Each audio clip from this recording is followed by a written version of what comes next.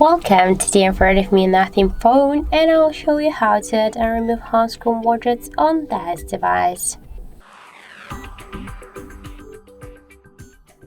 So first, let's just hold for a while on our device screen, and after that we'll see here the widgets icon. Just tap here once and then click here to OK. After that, we'll see here all the available applications which widgets we can add.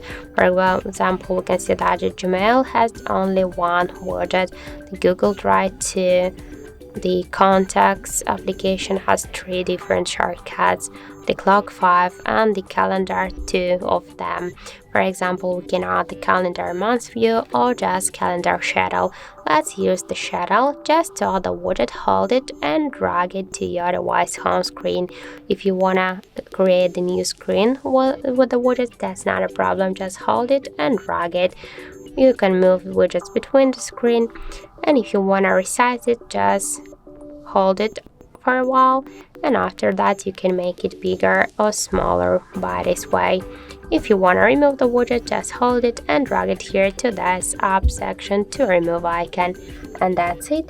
So thank you for watching, and if you find this video helpful, don't forget to leave a like, comment and to subscribe our channel.